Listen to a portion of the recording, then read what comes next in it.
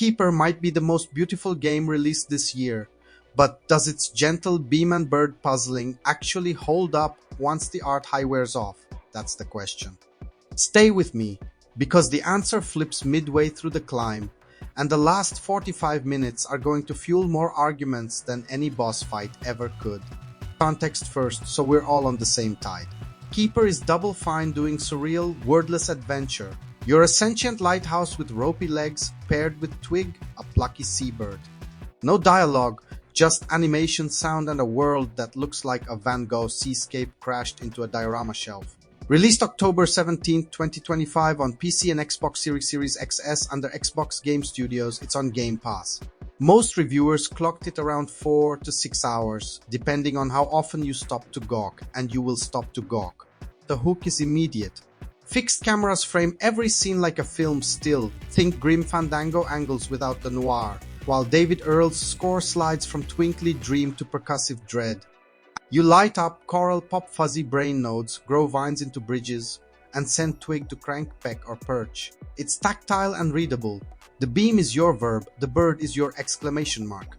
And when the environment shivers under that light, the world as canvas pitch lands hard. Here's where the split starts. IGN calls Keeper a feast for the senses with smart, approachable puzzling that escalates without losing momentum. Eurogamer goes full starry-eyed, an evolving shape-shifting trek with set pieces so well staged they refuse to spoil them. Game Rant, beautiful yes, but mechanically safe with clunky movement and a flat early rhythm. They're all watching the same movie from different seats. The difference is tolerance for friction and what you want from a Double Fine game in 2025. Vibe-first curiosity or novel systems to chew on. Let's be blunt about mechanics. The early hours are more environmental theater than brain burner. You scan for the one interactive element, hold the beam for a beat, trigger reaction, move on. There's signposting, and if you leave the prompts on, it can feel like an over-helpful friend leaning on your controller. Double Fine clearly chose momentum over mystery that will soothe some players and sand others raw. On the plus side, the studio teaches through doing tiny, unmissable interactions scaffold the new rule before the puzzle asks for it. It's the missed approach without the punishment. Movement is a real sticking point for some. The lighthouse has weight. Animations sell heft, but they also slow your stride through narrow paths and fussy corners. If you value snappy platforming, that first act can feel like walking through wet paint. That complaint isn't imaginary. Multiple reviewers call it out. The counterweight is feel. Those first clumsy steps are a character arc. You go from tottering to striding, then, without spoiling specifics, into forms of traversal that reframe the world. When the game lets you breathe into that, it sings. Quick spoiler in 3, 2, 1. Midway through, Keeper lifts the leash. There's a levitation sequence that turns the fixed camera gallery into an airborne platformer. And the finale swaps your locomotion again, accelerating into a choreographed sprint that's more rhythm and spectacle than puzzle box.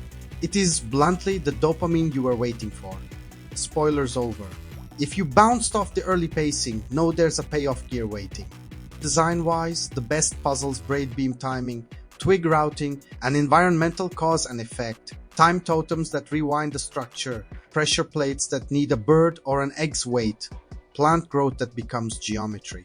When Keeper stacks 2 or 3 of those in a single space, your brain gets to play conductor. When it doesn't, you're sightseeing with a flashlight. That variance fuels the review spread. If you come in craving the Witness-style aha loops, you'll feel underfed. If you're here for a flowy art walk with light friction and wondrous reveals, you'll leave stuffed. A note on the camera because it's doing heavy lifting. Fixed angles aren't just an aesthetic flex, they're pacing tools. They hide and reveal, they dramatize scale, they point your eye at the thing you should care about.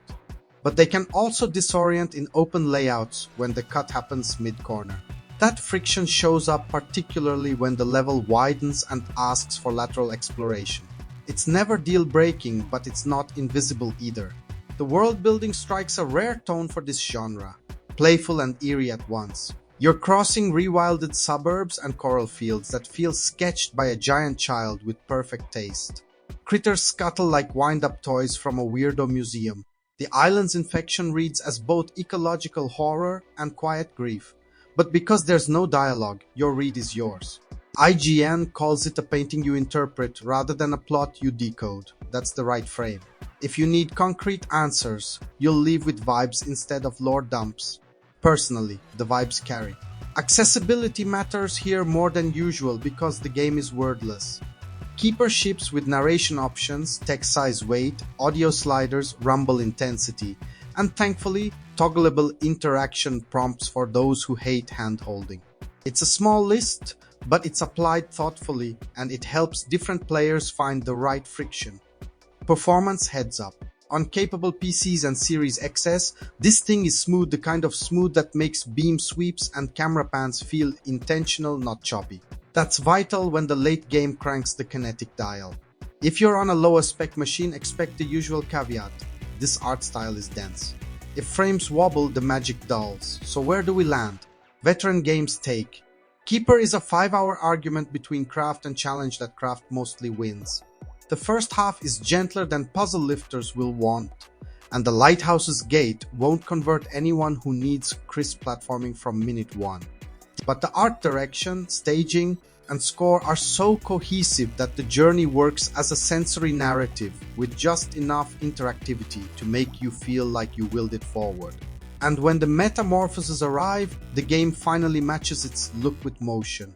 Who should buy it? If Psychonauts 2's imagination, Journey's quiet communion, and Mist's show don't tell teaching styles in your happy place, Keeper is an easy recommend, especially on Game Pass. If you want a systemic toy box that keeps topping itself with new verbs or a gallery of devilish head-scratchers, temper expectations.